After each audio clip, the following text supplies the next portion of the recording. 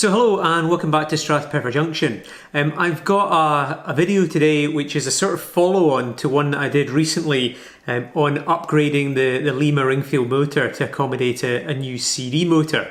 Now that's the method that I outlined in that video. That's the method that I have used for all of my conversions so far. But it got me thinking as I was making that video, maybe there is another way to do it. And being a fan of 3D printing and increasingly using 3D printing in my modelling work and other things as well around the house and various other things that you can use it for, I thought, right, well, what's a solution for this that's using perhaps 3D printed parts rather than using glue?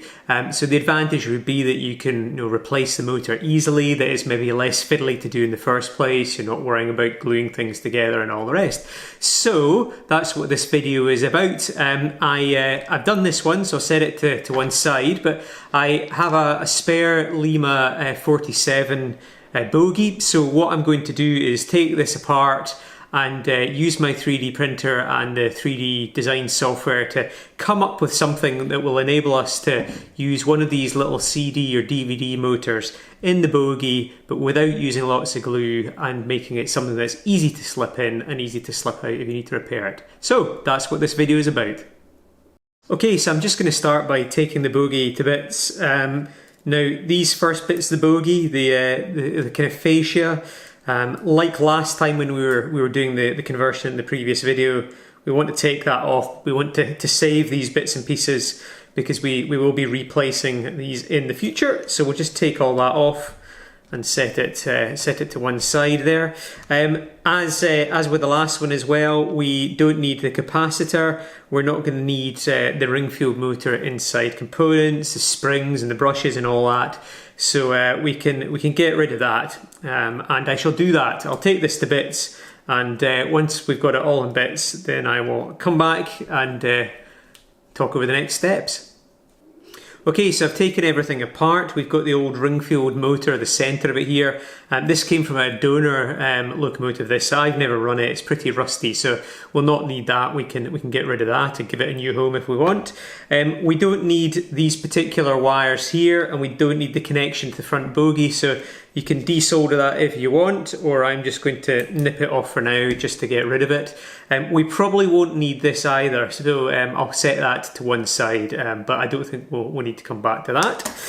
What we do need to hold on to for now are the two screws that held the plastic fascia that we've just thrown to one side. We do need to hang on to these because they may well be useful, so we'll pop them to one side and not lose them. And then all that we need to do here is to remove this magnet section here. This can sometimes be a wee bit fiddly. It sometimes needs a little bit of encouragement. So I'll do this off camera, and we'll come back once it's out and free.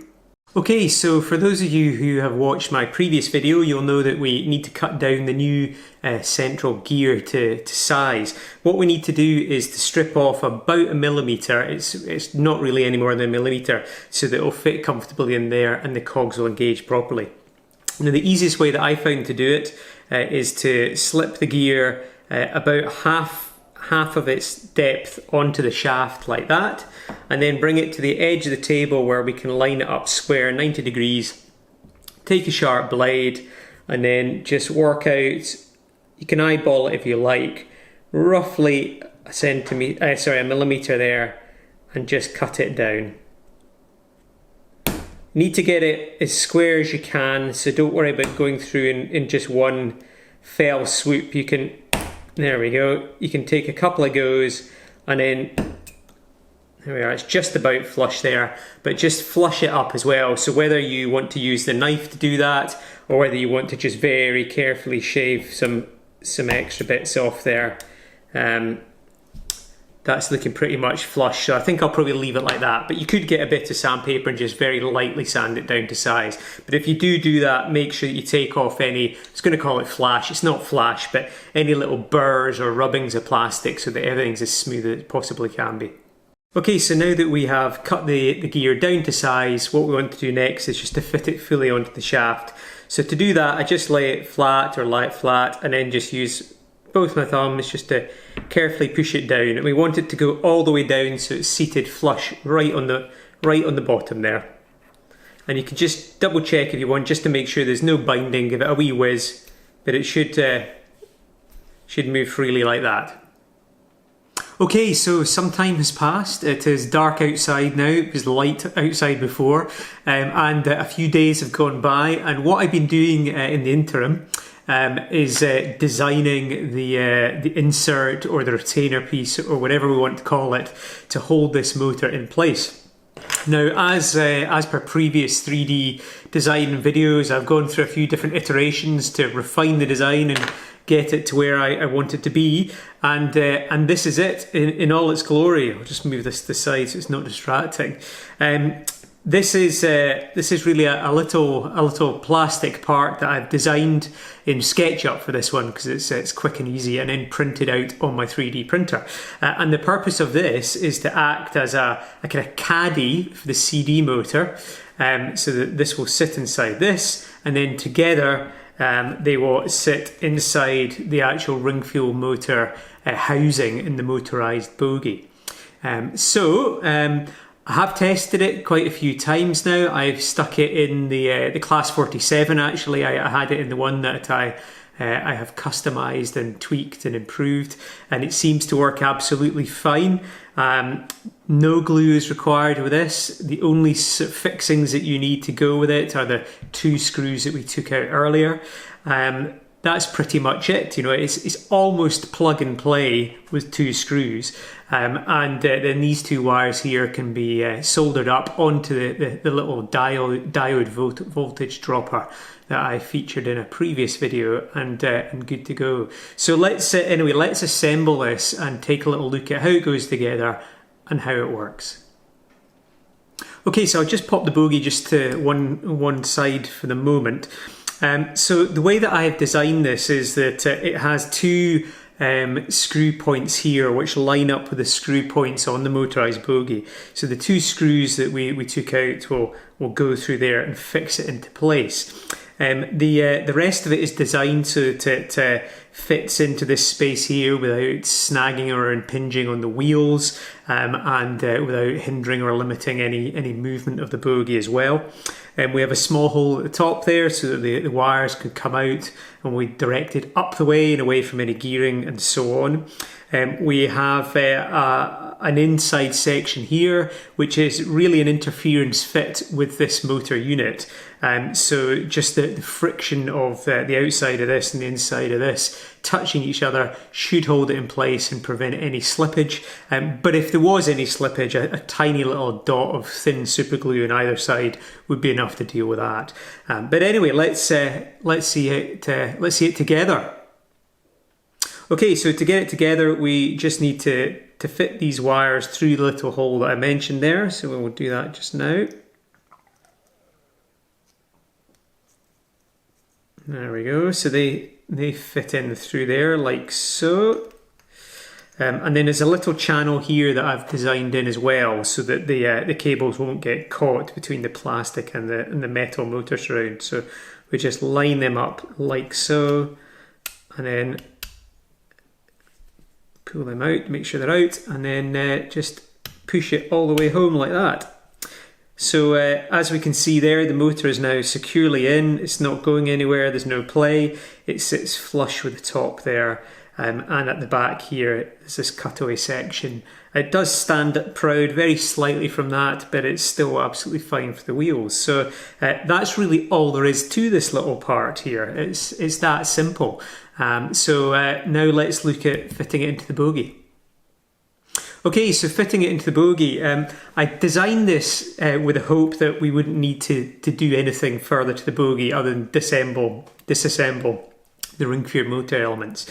Now, it is quite a tight fit, but if you really couldn't get it in, you would be able to remove these wheels, and then it would really easily slide in the top there. But I have managed to just about get it so that every time it will, with a little bit of shimming and jiggery pokery, it will fit in. But if there ever was a problem, you could remove the wheel, slip it in and pop the wheel back on, and just use a back-to-back gauge just to get the spacing right. But anyway, what we need to do then is to keep these wires out of the way. I'd originally thought we might use the little hole in the top where the pip from the Ringfield went, but actually don't need to use that at all now, so that is now redundant. Also, the other thing to mention just before we insert this is that in my other video and in other people's videos, a small amount of brass tubing is either soldered in here to make a bush to reduce the bearing permanently, or it is used temporarily to align the motor. But we don't need to do that with this particular motor because all the alignment is done in this actual part that I've designed and printed. So we don't need to do anything to this bearing. This part will hold the shaft straight and true. So that's another step removed from the previous approach that I and others have used. So anyway, well, let's get on to it. So what we need to do then here is to slip this cutaway section in first. And I should also mention you need to remove all of these gear pieces first. So take those out the way, otherwise they'll probably get bent or broken when we're doing this. But anyway, we slide this in first. You want to make sure that this wheel is pulled up as far as it'll go, so we've got maximum room. And then just slowly shimmy it forward. And what you'll notice is that the shaft is now dropped down into the space between the bearing and where the gearing will go. And then we just slowly move it in, and there we are, click, and in it goes.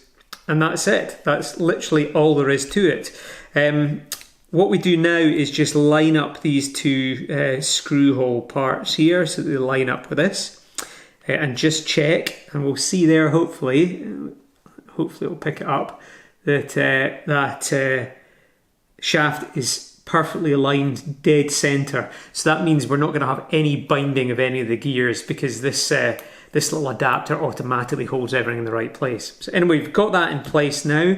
So what we need to do is bring in for this one it's a flathead screwdriver actually, but for some of the Lima motors it is a crosshead screwdriver, so you might need one or the other. And then we'll bring these screws, which are the ones that had originally held in the Pancake motor, and we'll just use these exact same screws to hold in the adapter and the new motor. And I have made the screw holes exactly the right size, so the screws should sail through without any problem. And yep, that's what they're doing. Don't over tighten these. It is a fairly robust 3D printed part. It's printed in PLA Plus, which is easier to print than ABS, but it has better, a higher melting point, if that's the right way to put it, than normal PLA, so we don't have to worry about anything getting too hot and melting anything. But don't over tighten. They don't need to be over tightened to hold it firm. But if you do over tighten, PLA does have a habit of cracking, so don't do that. Anyway, that's it in place, and that is literally it. That is it installed. We don't need to worry about trying to align it, but if for some reason, if maybe the plastic had warped slightly and things weren't lining up, you could apply shims either to the tabs here, the screw tabs, or a shim on the inside to pack it out, you know, maybe like a very, very paper thinner than paper actually, a bit of plastic card or something like that. Or even sometimes just a wee bit of Kapton tape or something is enough just to shim it out. But anyway, we don't need to do that. What we do need to do now is that it's in place is to reassemble the gears. And once we've reassembled the gears, we'll be able to just double check that there's no binding and everything's lining up fine. So we'll reassemble the gears now. Okay, so as I've suggested in previous videos, I always like to take a photo of anything before I dismantle it. So I have again taken a photo of this before I dismantled it. So I know exactly which way around the gears should be. So there'll be no grinding of gears and no misalignment, or rather, that's the theory. So we'll take these slightly smaller cogs that have our gears with the two sections there, and they go in the top. So they should just snap in, but do be careful that you don't put too much pressure onto it, just in case you were to snap the wee pegs that they sit on. But it shouldn't be too bad. There we go. That's great. And then these slightly bigger ones, they go upside down with the second smaller cog facing down the way. There we go. That's in. And the same here. And then we've got these two tiny little brass hex screws, and for that we need this Expo 3.0 nut spinner. So I'm just going to spin these nuts back into place, not overly tight and just enough to hold it securely, and I'll do that and then we'll come back in just a second.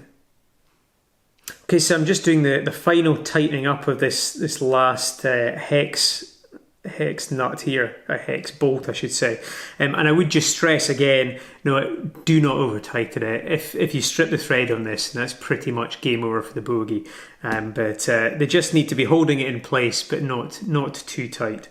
Okay, great, so that is literally all that we have to do to install the motor and the kind of retainer piece into the bogie. What I like to do now, we'll turn it that way around, is just run the, yeah, there we go, run the motor bogie through my fingers like this, just so that you can get a feel for anything that might be binding or may not be binding. I'll bring it up here and we can have a wee look.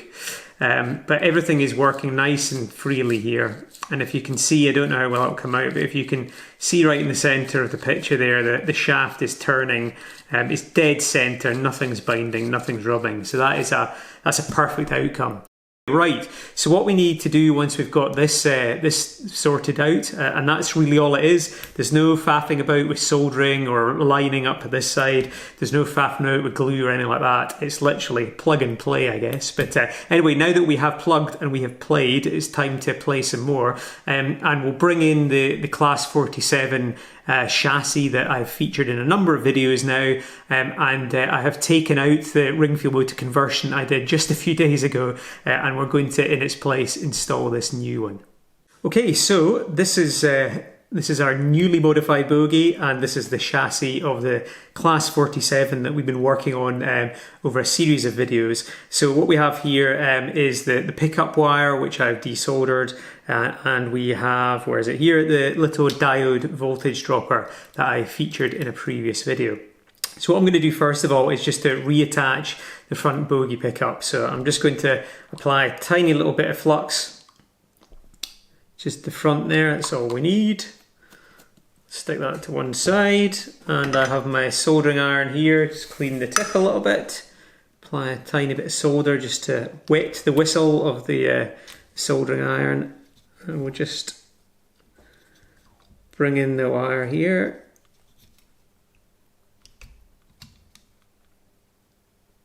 Get that solder flowing, there we go. Excellent.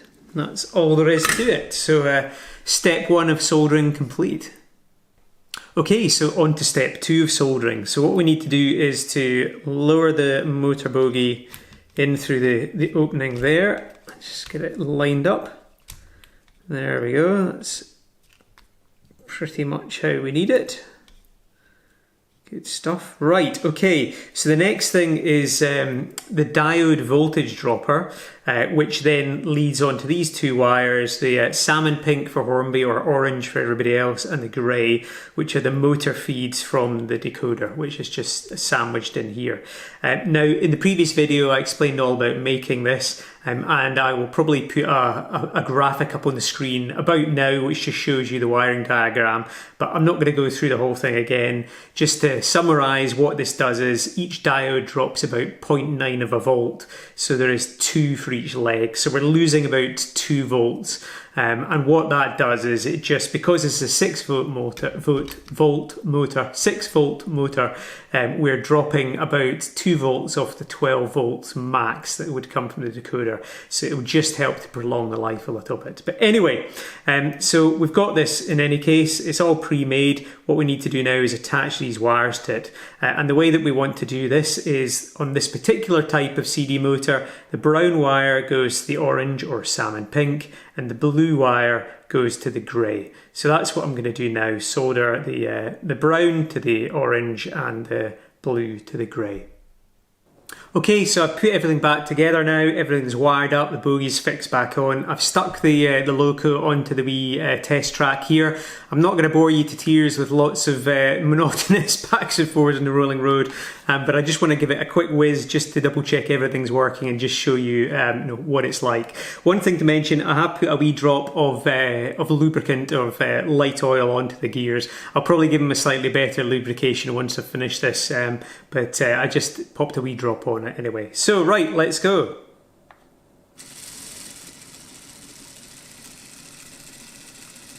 Okay, brilliant. So it's working well. It's definitely quieter than Ringfield. No sign of any binding or grating, and we wouldn't expect any because we don't have that bearing or potential bearing issue. Smooth. It's yeah. There's no stuttering, no juddering. Good. Let's crank it up a wee bit. Yep, still all good. A wee bit more. Now this is where you can hear that because we've got a 6-volt motor and we're feeding quite a bit to it, it has a tendency to sound like it's about to take off to the moon. So we can often tweak that in the decoder CV settings a wee bit as well.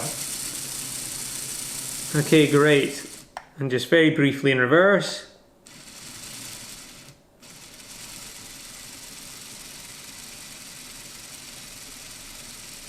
Yeah, great, that's working as well. One thing to mention is that I do find that with these CD motors you often don't get a huge amount of play, and you need to go in, if it's possible, in the decoder you're using to look at the speed table and the speed steps just to fine tune it to this, because it is a motor that's designed to go at very high speeds for spinning the CDs, so we do sometimes need to just play with it and tweak those settings to get it running smoothly. But anyway, I'm really happy with that. It's come together really well, and in comparison to the other method that I've used before, the gluing method, this is so much more straightforward. I mean, I think if I wasn't blabbering away here, start to finish, I could easily do this in 10 minutes, stripping down, plugging everything together, sticking it back in, and possibly even quicker than that. So, I mean, the gluing method is a method I've used a few times. It works absolutely fine. It's a little bit finicky because you have to line everything up and make sure that it's still lined up while the glue is drying, and then you've got the glue drying time. If you're using you know, epoxy resin like I prefer to use, it takes quite a while to dry or to go totally solid. So this is a much simpler, much easier method, and yeah, I'm really pretty pleased with how it's turned out. Okay, so one of the things that I was quite keen to do as part of this sort of design project was to establish just what sort of temperature we're looking at when these motors are working reasonably hard and over a period of time. And that's particularly important because the plastic that I chose to use for this, and indeed most plastics that you can 3D print, can be susceptible to temperature or higher temperatures. So it is quite important to see, is using this PLA Plus actually practicable for a project like this? Okay, so in order to delve a bit into the temperature issue, I set this running here for an hour. I set it on a medium speed, actually a medium to high speed, and that was delivering about 6 volts direct to the meter when I checked it with my multimeter. So over that hour period, I got a thermal imaging camera and recorded the heat round and about the motor assembly, the motor itself, and also the chip. And I'll just pop some of those photos on the screen just now so you can have a look at them. And what was quite interesting was that, more than anything, the heat coming off the chip and also the diode voltage dropper far outstripped anything that the motor itself was generating over that period. But the other thing was that the maximum temperature that I recorded was 47.5 degrees right at the centre of the motor here. Now that's an important finding because 47.5 degrees Celsius is the maximum temperature that the motor got to, but the glass transition temperature of the actual plastic that I used to print the part is 50 to 60 degrees Celsius. Now the glass transition temperature is the temperature at which the plastic will start to soften a little and might be susceptible to warping or whatever. So it's different to the melting point. The melting point is 200 degrees Celsius or something. So it's not going to just melt into a big blob, but it might become slightly soft and malleable. So what these findings show is that over that hour period at a constant medium to high speeds, the motor didn't get hot enough to start melting or making the plastic slightly pliable, which is great. Now, if you're going to add a big rake of coaches, if there was steep inclines, if you're working that motor really, really hard, it is possible that you're going to get above the 50 degrees Celsius, and you might get closer towards the kind of scenario where the plastic might start becoming soft and malleable. But I think in most kind of home situations where you're running this maybe on and off for half an hour. You maybe have a few coaches behind it, but nothing too demanding. I think that the PLA Plus will probably be absolutely fine. If you're in an exhibition sort of scenario where this is going around for hours at a time, you maybe had a big rake of coaches, that might be slightly more challenging for the plastic and you might run into problems. I've not tested it like that myself, so I'm not entirely sure, but I don't intend to use it in that kind of situation, so I'm not that worried. So I think, to conclude the science research side of the video, I think that the PLA Plus that I used is absolutely fine for a kind of normal, low to medium kind of intensity use. But because I like to do things belt and braces if at all possible, what I did do between recording the earlier part of the video and this little addition, which may well get shoehorned in halfway through, is I did redesign the adapter just very slightly. And what I did was I designed in some air vents along the top of the adapter. Hopefully they'll come out there. And what they do is they link right down to the metal chassis of the motor, and it might be able to pick it up here as well. And there's also air vents that run in that way. And that's just to help the heat to dissipate, to be drawn away from the metal of the motor and up through the top. So that would hopefully give just a little bit of extra room if ever there was a problem with heat building up. Okay, so that's where I'm going to leave this particular video. I have another one coming up soon which will be replacing this fairly naff round TTS speaker with something a little bit better. So I'm going to leave the lid off for that video, which should hopefully be coming up soon. But of course, if this is all you're doing, you want to stick the lid back on and you want to get it on the test track and check it out for yourself. What I would say is that, again, this is just my method that I've devised for doing this. I haven't played with this for more than just a few days, so I don't know if this would last for a long time, but I've no reason to believe that it wouldn't last for at least as long as the gluing method. And the beauty about this is if the plastic did fail, the motor does fail, it's dead easy to take it out again and replace the parts. So, a new retainer, new motor, whatever it might be. And again, that's a 5-minute job, whatever. It's not like the glue where you might not get the glue out, or if you do, you've got to pick it all to bits and stuff. So much cleaner, much more simpler, much more straightforward. Okay, so there we have it. We've reached the end of the video. I hope this one was interesting. It's certainly a slightly different approach to certainly my previous one and any others that I've seen on the internet. If you've got access to 3D printer, if you've got good quality PLA Plus or maybe ideally ABS filament, then I think this is definitely a workable option. It makes it really easy. It's pretty much plug and play. I think you can do it in a very short period of time, certainly less than 10 minutes if you've got everything set up. And it's definitely a good alternative anyway. One of the benefits as well is because there's no glue involved, it's really simple to replace the motor or to replace the gear or even replace the adapter itself if something fails. It's just a matter of unscrewing those 2 screws, taking it out and fitting in a new part. So anyway, I'd love to know what you guys think about it. If you've got any comments or suggestions or just any thoughts at all on what I've done in this particular video, please leave them in the comment section below. If you're new to the channel, you've not subscribed, please feel free to hit that subscribe button. If you've liked the video, I'd love it if you give it a thumbs up, but don't worry, you don't have to sacrifice a thumb. It's not mandatory. But anyway, I will leave it there for now. And all that remains to be said anyway is thank you very much for watching this video, and I'll see you in the next one. Cheerio for now. Bye bye.